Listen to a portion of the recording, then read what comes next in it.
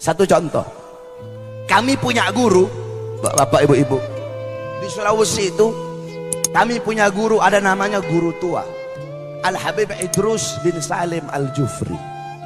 Beliau punya murid, ada satu murid beliau namanya Haji Amin.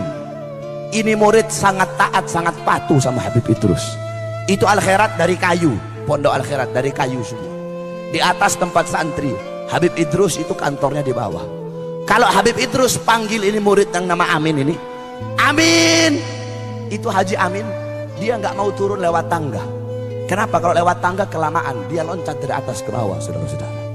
Kenapa? Nggak mau buat gurunya nunggu terlalu lama. Ada di sini santri begitu. Waktu kiai panggil, Jang, langsung loncat gitu, ada. Nggak mau buat gurunya nunggu terlalu lama, saudara-saudara. Itu Haji Amin. Akhirnya Habib Idrus bawa dia dakwah di laut, nyebrang laut. Ketika sedang menyeberang laut, imamahnya Habib Idrus jatuh. Ketika imamah Habib Idrus jatuh, dia nggak pakai disuruh, langsung dia loncat di laut untuk ambil imamahnya Habib Idrus. Dia naik ke atas perahu. Ketika dia naik, semua orang di perahu melotot ngeliatin dia. Kenapa? Tidak ada satu titik pun basah, saudara-saudara. Ternyata apa? Ternyata dia jalan di atas laut. Kenapa Allah kasih keramat? Allah kasih keramat dia karena dia mengikuti sahibul karomat. Makanya kalian para santri-santri yang ada di sini, saya kasih tahu sama kamu. Saya dulu juga pernah mondok 17 tahun saya mondok, saudara-saudara. Saya mondok di Al-Khairat 12 tahun. Di Darul Ghawa Dakwah saya mondok 5 tahun. Kamu tahu barokahnya ilmu. Barokahnya ilmu dibuat santri nih wasiat saya. Barokah ilmu didapatkan bukan dengan kamu banyak belajar, saudara-saudara. Bukan dengan banyak belajar, bukan. Barokah ilmu didapat dengan khidmat kamu kepada seorang guru. Melayani seorang guru, berbakti kepada seorang guru. Kamu belajar sampai kepala kamu botak, belajar Alfiyah, belajar Syarah Ibnu Agil, belajar Fathul Mu'in, sampai botak kepala kamu. Tapi kalau kamu tidak ada khidmat sama guru, tidak ada hormat sama guru, tidak ada melayani guru, tidak ada takzim kepada guru, kamu nggak bakal mendapatkan keberkahan daripada ilmu. Kamu tahu, saya cerita sama kamu, dalam kitab dijelaskan ada satu cerita, yaitu ada satu orang soleh namanya Syekh Ali bin Abdillah Baros. Pernah dengar? Nah, ini Syekh Ali bin Abdillah Baros, beliau belajar sama gurunya, yaitu Habib Umar ibn Abdurrahman Al-Attas. Habib Umar bilang, kalau orang mau tawasul kepada aku, tapi tidak tawasul kepada Ali Baros, nggak bakal sampai tawasulnya kepada aku. Jadi kalau mau tawasul kepada aku, harus tawasul dulu kepada Ali Baros, muridnya beliau. Kenapa muridnya beliau begitu dicintai? Kenapa muridnya mendapat kedudukan yang tinggi? Syekh Ali Baros ini, kalau kita mau lihat masa khidmat, masa belajarnya beliau sama masa beliau melayani gurunya, itu lebih banyak masa beliau melayani guru daripada masa beliau belajar kepada gurunya. Nah, satu waktu Syekh Ali Baros lagi mijet kaki gurunya.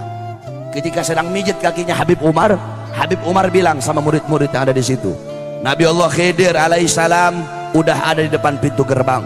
Nabi Khidir udah ada di depan pintu gerbang. Semua murid-murid yang ada di situ loncat, mereka semua pergi ke pintu gerbang mau nemuin Nabi Khidir. Kecuali Syekh Ali Baros, tetap beliau mijit kaki gurunya. Nggak ada urusan mau Nabi Khidir kayak mau Nabi siapa kayak, kata beliau, tetap beliau pijit kaki gurunya. Gurunya nanya Habib Umar, Ali, itu teman-teman kamu pergi ke gerbang mau minta doa sama Nabi Khidir, kenapa kamu tetap di sini? Apa kata Syekh Ali Baros? Guru, kenapa saya harus menjumpai Nabi Khidir sedangkan Nabi Khidir datang ke sini pengen berjumpa denganmu? Wahai guru, bagiku kedudukanmu sebagai guru lebih mulia dan lebih utama daripada Nabi Allah Khidir alaihissalam. Bagiku kedudukanmu sebagai guruku lebih utama daripada Nabi Allah Khidir alaihissalam. Saudara-saudara, bukan seberapa banyak engkau ada di hati gurumu. Sebab banyak orang sekarang ini cari muka doang depan guru. Santri-santri begitu tuh. cari muka depan guru. Bukan seberapa banyak, bukan seberapa besar engkau ada di hati gurumu, tetapi seberapa besar gurumu ada di dalam hatimu, saudara-saudara. Abuya Maliki, Al-Habib Muhammad bin Alwi Al-Maliki, beliau berkata, ada 4 kategori santri itu. Santri ada 4 kategori. Kata beliau, pertama, santri yang pandai, santri yang zaka, santri yang pinter, yang satir, yang alim, santri yang pinter, kemudian melayani gurunya, khidmat kepada gurunya. Ini golongan pertama. Golongan kedua, ada santri yang pinter tapi tidak melayani gurunya. Golongan ketiga, ada santri yang bodoh melayani gurunya. Golongan yang keempat, ada santri udah goblok, udah bodoh, tidak mau khidmat kepada guru. Nah, dari 4 ini yang paling utama yang pertama, pinter melayani guru. Dari 4 ini yang paling hina yang keempat, udah goblok, lapar goblok, kenyang goblok, tidak khidmat kepada gurunya. Kau tahu para santri, kalian para santri, ridhonya kalian, Allah menyembunyikan 3 keridhaan. Pertama, keridhaan seorang anak, Allah letakkan melalui keridhaan orang tuanya.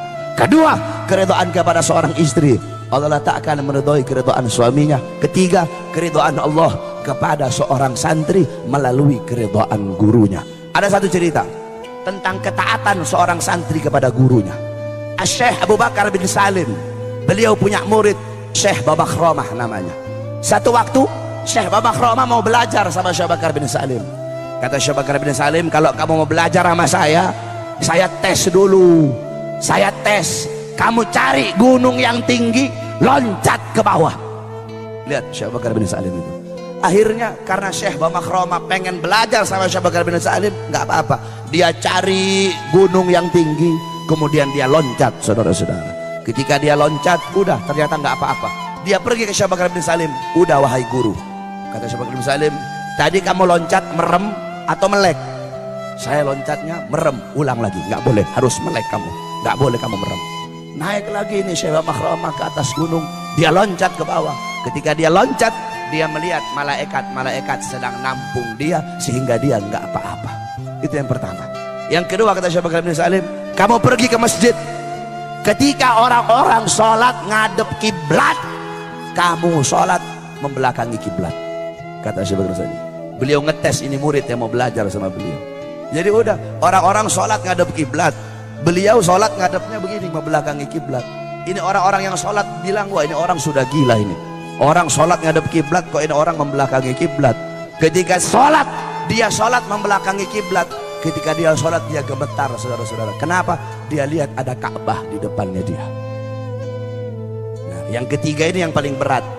Kata Syekh Bakar bin Salim, kamu pergi ke Aden. Di Aden ada satu wali, namanya Habib Abu Bakar Al-Adni. Kamu pergi ke sana, kamu hina dia. Wah, ini paling berat ini. Akhirnya udah dia menjalani perintah gurunya, dia pergi ke Aden.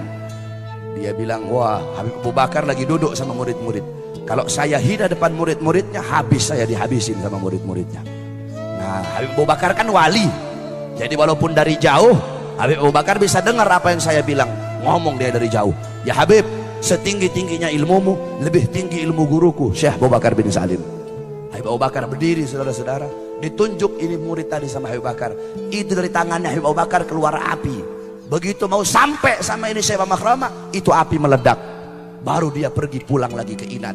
Ketika dia pulang ke Inat, dia bilang, guru, saya sudah jalani semua perintahnya kamu.